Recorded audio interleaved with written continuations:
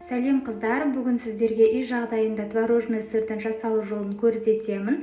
Көбіне ауылдарда творожный сырды кездестіру өте қиын, сондықтан осы рецепт бойынша жасап көрсеңіздер болады. Ең алдымен сүтімізді газге қоямыз.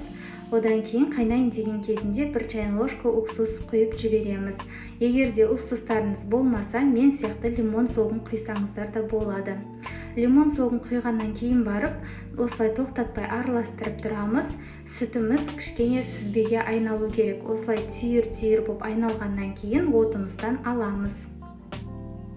Оттан алғаннан кейін сеткамыздың үстінен осылай салфеткамызды төсеп, соған барлық сүзбемізді аударамыз, суынан ажыратуымыз керек.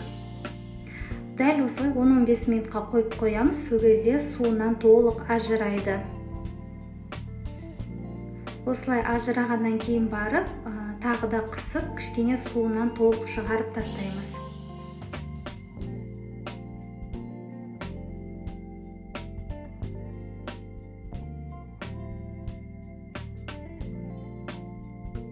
Енді осы сүзбеміздің үстінен қолдың қаймағын саламыз.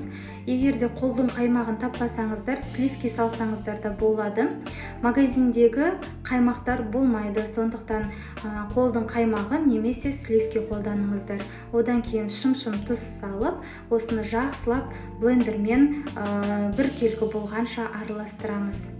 Дәл осындай біркелкі болып араласу керек. Енді осыны холодильникке 30 минутқа салып қоямыз, сол кезде қатты болып шығады.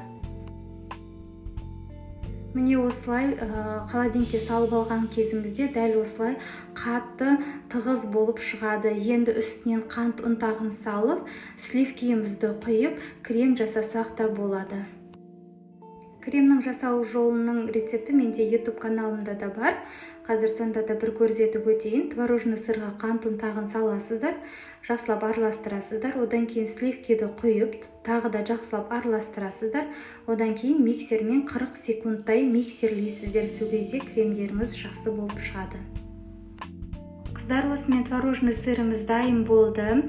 Осы рецепт бойынша кремге қолдансаңыздар болады. Дәмді шығады. Бірақ та тура магазиндегі творожный сырдың дәмі деп айта алмаймын, бірақ крем жасаған кезінде дәмді болады. Көбісі айранмен жасап көрсеткендіктен мен де айранмен жасап көргенмін, бірақ айранмен жасағанымыз болмады. Онымен крем жасамай қойған дұрыс. Тек жаңағы сушидің арасына қолдансаңыздар болады. Дәл осы креммен мен блинный торт жасадым. Өте дәмді болып шықты. Крем осы блинныйға өте керемет екесті. Сондықтан сіздер де міндетті түрде жасап көріңіздер. Осы блинный торттың рецептісін мен ссылкасын астына жазып қалдырамын. Видео рецепт ұнаса, қыздар лайк басып, комментарий жазып отырыңыздар. Мен сіздерге тағы да пайдалы кеңестер шығарып отыратын боламын.